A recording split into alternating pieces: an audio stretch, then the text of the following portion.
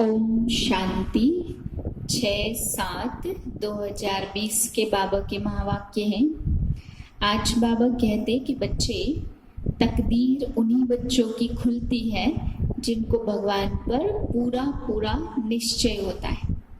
बाबा ने बताया कल्प पहले का यादगार भी इसी पर बना हुआ है कि अगर निश्चय है तो विजय हुई और निश्चय नहीं हुआ तो विनाश हुआ, संशय आया तो विनाश। इसमें एक यादगार है कि अर्जुन और दुर्योधन महाभारत युद्ध से पहले भगवान के पास गए मदद मांगने के लिए।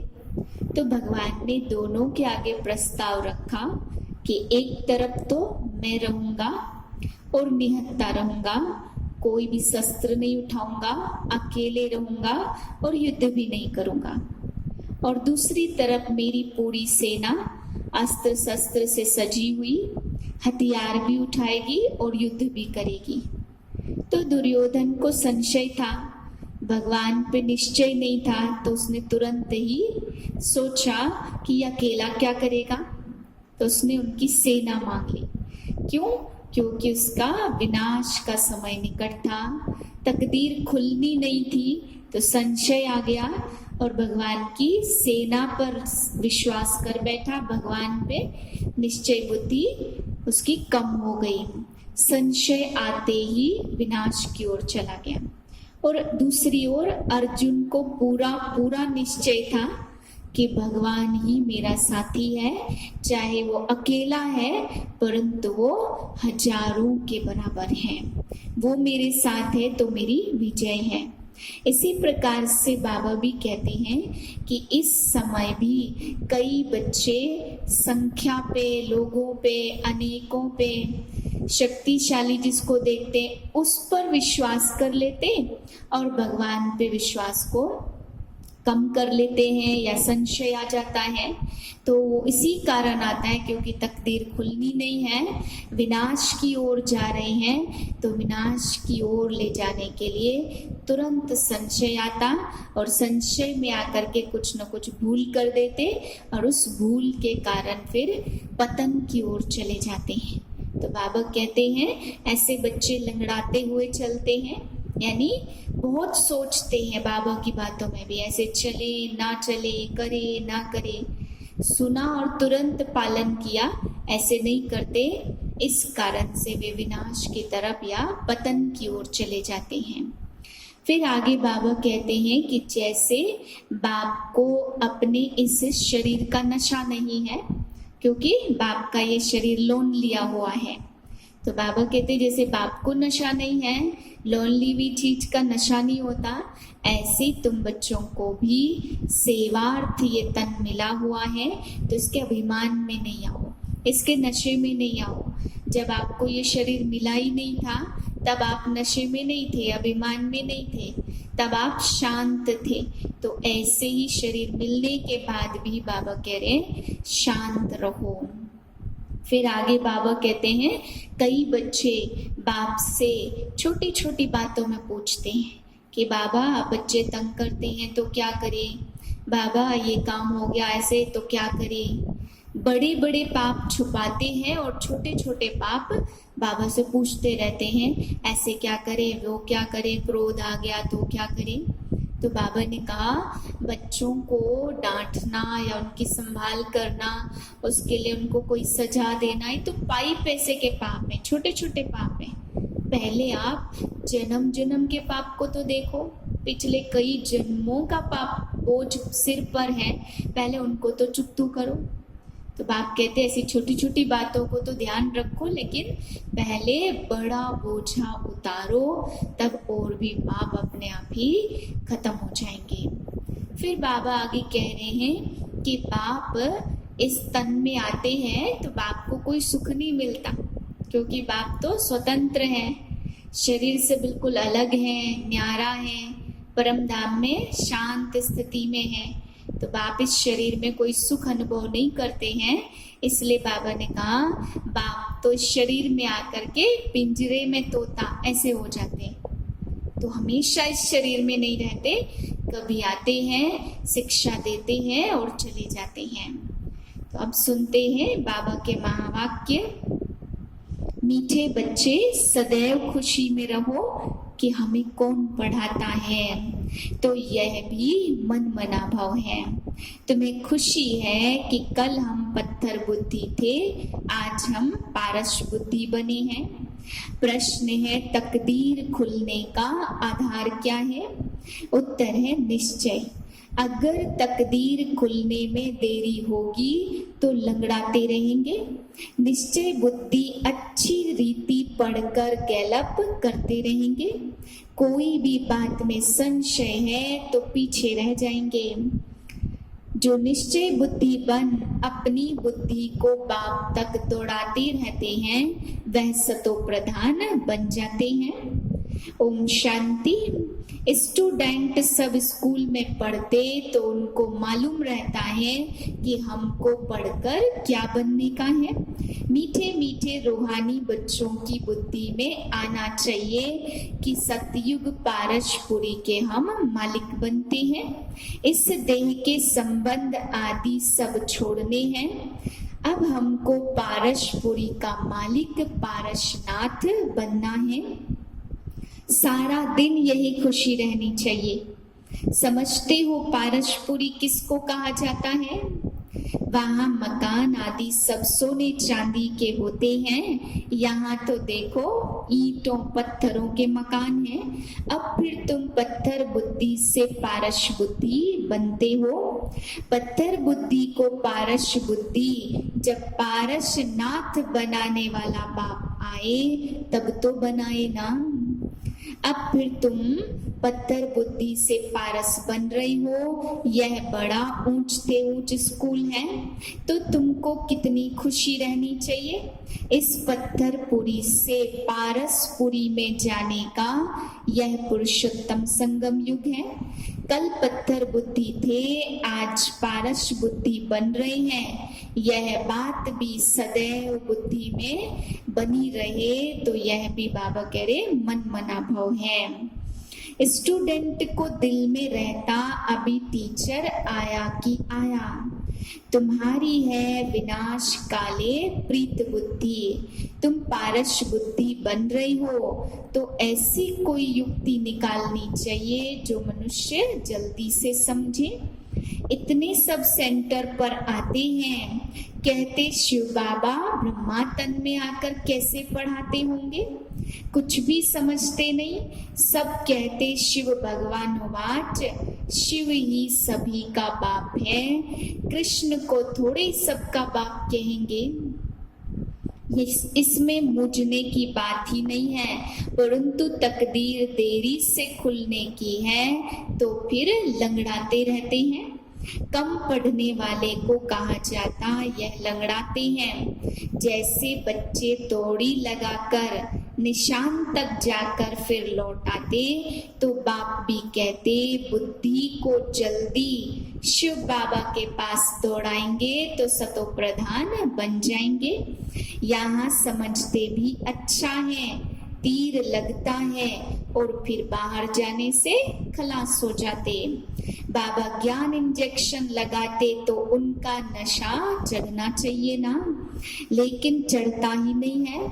यहाँ ज्ञान अमृत का प्याला पीते तो असर होता और बाहर जाने से फिर भूल जाते हैं। बच्चे कहते हैं बाप हमें वर्षा देते। बाप कहते बच्चे तुम भी पूरे सागर बनो।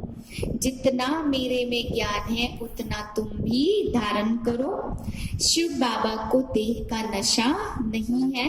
कहते हैं बच्चे हम तो सदैव शांत रहते हैं। यह तन हमने लोन लिया, यह हमारी चीज थोड़ी है। हमने इसमें प्रवेश किया थोड़े टाइम के लिए सर्विस करने अर्थ। अब तुम बच्चों को वापस घर जाना है, दौड़ी लगानी है। इतने यज्ञ तप आदि करते हैं भगवान से मिलने के लिए, परंतु समझते थोड़े हैं कि वह मिलेगा कैसे। समझते हैं कोई न कोई रूप में भगवान जरूर आएगा। किसको भी समझाना तो बहुत सहज है, लक्ष्मी नारायण की डिनास्टी कितना समय चलती है और सब घराने हैं हद के और यह घराना है बेहद का। इसकी हिस्ट्री ज्योग्राफी भी जानना चाहिए ना। अभी है संगम युग, अब कहते हैं न्यू दिल्ली। अभी तुम बच्चे जानते कि न्यू दिल्ली तो नई दुनिया में होगी। नया राज्य लक्ष्मी नारायण का सतयुग में होता। यह तो सभी मनुष्य भूल गए कि ड्रामा शुरू कैसे होता है। कोई कोई मुख्य एक्टर्स हैं तो वह जानना चाहिए ना। एक्टर्स तो बहुत हैं, इसलिए मुख्य एक्टर्स को तुम जानते हो। तुम भी मुख्य एक्टर्स बन रहे हो। बाबा हमको पढ़ाते हैं, आत्मा भी संस्कार लेकर जाती है।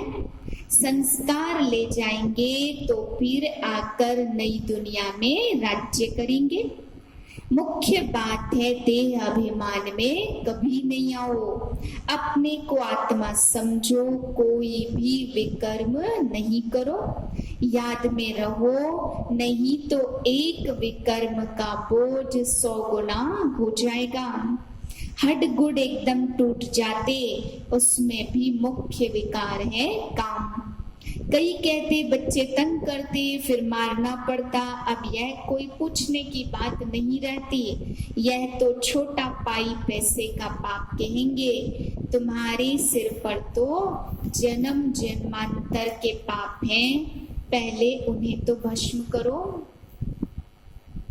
बाप पावन होने का सहज उपाय बतलाते, तुम एक बाप की याद से ही पावन बनेंगे। भगवानोवाच, बच्चों प्रति मैं आत्माओं से बात करता हूँ और कोई मनुष्य ऐसे समझ न सके। आत्मा और परमात्मा का मेला लगता, उसमें कोई आवाज आदि नहीं करनी है। यह तो पढ़ाई है। दूर दूर से आते हैं बाबा के पास। निश्चय बुद्धि जो होंगे उनको जोर से कशिश होगी आगे चलकर। अभी इतनी कशिश कोई को होती नहीं है, क्योंकि याद नहीं करते हैं। मुसाफिरी से जब लौटते तब घर नजदीक आते हैं तो मकान भी याद आएगा, बच्चे याद आएंगे, तुमको याद आएगा कि हम घर जाते हैं। वहाँ बाप और बच्चे होते, डबल खुशी होती कि शांति धाम जाएंगे, फिर आएंगे राजधानी में। बस याद करना है। बाप कहते हैं मन मना हो। अपने को आत्मा समझ वर्षे को याद करो और बाप को याद करो। बाबा तुम बच्चों को गुलगुल बनाकर नैनों में बिठा कर ले जाते हैं, जरा भी तकलीफ नहीं, जैसे मच्छरों का झुंड जाता है। बाबा की नजर पहले पहले गरीब बच्चों पर जाती है। बाबा गरीब निवाज है ना। तुम भी गांव में सर्विस करने जाते हो। बाप कहते मैं भी तुम्हारे गांव को आकर पारसपुरी बनाता हूँ। यह तो नर्क की पुरानी दुनिया, इसको जरूर तोड़ना पड़े। नई दुनिया में नई दिल्ली, वहाँ राज्य भी तुम्हारा होगा। तुमको नशा चढ़ता, हम फिर से अपनी राजधानी स्थापन करेंगे, जैसे कल्प पहले की थी। यह थोड़े कहेंगे हम ऐसे ऐसे मकान बनाएंगे। नहीं, तुम जाएंगे वहां तो ऑटोमेटिक तुम वह बनाने लग पड़ेंगे, जैसे वह आत्मा में पार्ट भरा हुआ है। यहाँ पार्ट है सिर्फ पढ़ने का, वहां तुम्हारी बुद्धि में आपे ही आएगा कि ऐसे ऐसे हम महल बनाएं। जैसे कल्प पहले बनाया ऐसे बनाने लग पड़ेंगे। इन बातों को नया कोई समझ न सके। तुमको समझाते हैं, हम आते हैं, नई नई पॉइंट सुन रिफ्रेश होकर जाते हैं। नई नई पॉइंट निकलती है तो वह भी ड्रामा में नूत है। बाबा कहते बच्चे मैं इस बैल पर रथ पर सदैव सवारी करूं, इसमें मुझे सुख नहीं भासता। ब्रह्मा बाबा मैं सदैव सवारी करूं। ये बाबा ने कहा सुख मुझे नहीं भासता, मैं तो तुम बच्चों को पढ़ाने आता, ऐसे नहीं बैल पर सवारी कर बैठे ही हैं। रात दिन बैल पर सवारी होती है क्या? उनका तो सेकंड में आना जाना होता, सदैव बैठने का इसमें कायदा ही नहीं है।